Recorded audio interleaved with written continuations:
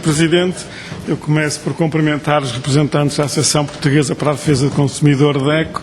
a doutora Ana Tapadinhas, o Dr. Tito Rodrigues e a doutora Antonieta Duarte. Estamos hoje aqui, estas audições são sobre duas propostas de lei de governo, a proposta 123 e a proposta 125, e têm, em nossa opinião, um único e central objetivo, que é abrir caminho à privatização dos serviços de água e saneamento. O Governo e a maioria que os suporta tem embrulhado estas iniciativas legislativas com palavras muito bonitas, proteção do interesse dos consumidores, os princípios de universalidade, continuidade, etc., a sustentabilidade ambiental, mas no fundo, é claro que o objetivo da maioria e do Governo é abrir caminho à privatização dos serviços de água. E nem o escondem. Pretendem privatizar os serviços de água tão rapidamente quanto possível. E é isso que nós estamos hoje aqui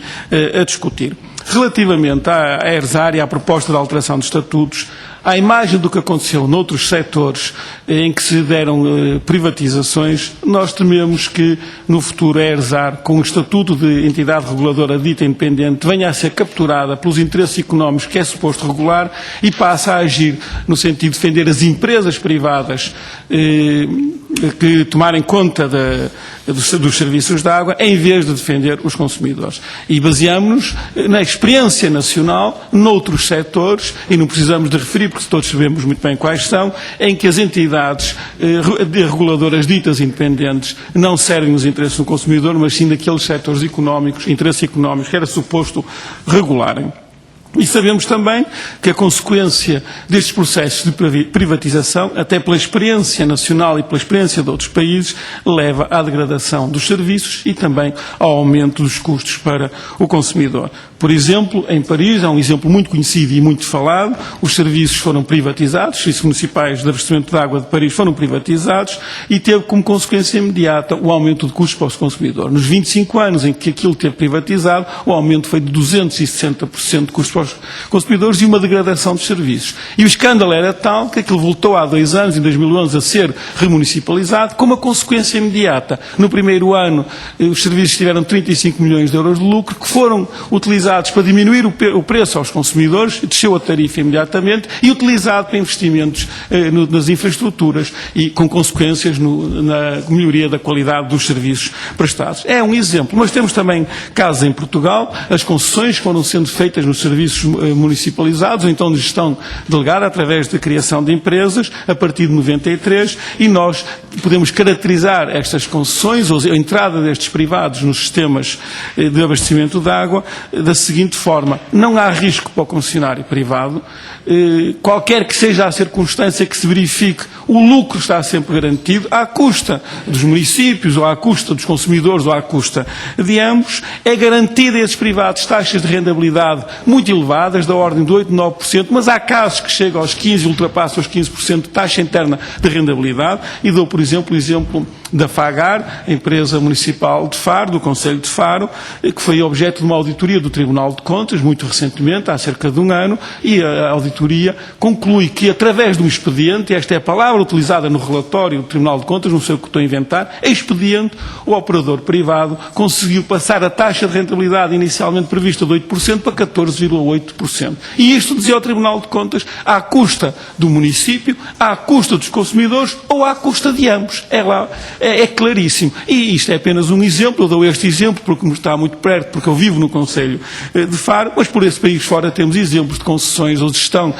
de empresas com capitais privados em que os lucros são garantidos, sem qualquer risco, é o sonho do empresário, um negócio com lucros elevados, sem qualquer risco, à custa, neste caso, dos consumidores ou do Estado. Portanto, nós tememos que com a privatização dos serviços de água enveredemos por este caminho de aumento constante e incomportável para muitas famílias dos custos da água, sempre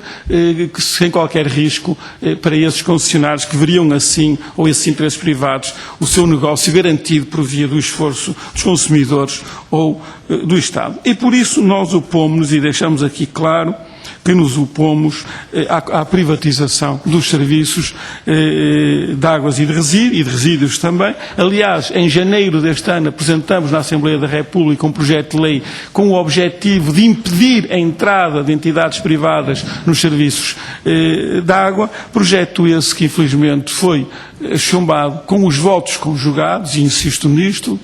com os votos conjugados do PSD, do PS e do CDS. De qualquer maneira, entendemos que a luta contra a privatização dos serviços de água deve continuar, porque a água não é uma mercadoria, não é um bem qualquer. Toda a gente tem que reconhecer, porque é uma evidência que é um bem essencial à vida, ninguém pode prescindir da água. Além disso, estamos num setor em que não podemos ter simplesmente em casa duas torneiras, a torneira da empresa A e a torneira da empresa B, e se a empresa B tem custos demasiado elevados, se a qualidade da água está a degradar, usamos a torneira B, e se a B não funcionar, vamos à torneira C. Isso não é possível, mas mesmo que fosse possível ter duas ou três torneiras em casa com água de diferentes empresas, também não está certo que essas empresas não concertassem entre si os preços da água para garantir a todas elas chorudos lucros, como poderá acontecer noutros setores. Portanto, as questões que eu lhes queria colocar, e porque para nós a questão central aqui é a questão da privatização. O que está em causa neste momento e em discussão aqui, do ponto de vista político, é se vai avançar para a privatização dos serviços de água ou não. E depois há muitas questões técnicas, que são obviamente interessantes e importantes na definição destes planos, mas esta é para nós a questão central, e por isso eu gostava de vos pedir que nas respostas, no tempo que terão ter a seguir, pudessem analisar estas questões dos impactos da privatização, analisando a situação no país, conhecem diversos sistemas, mas também os casos internacionais que são conhecidos de privatização dos serviços com más consequências. Muito obrigado.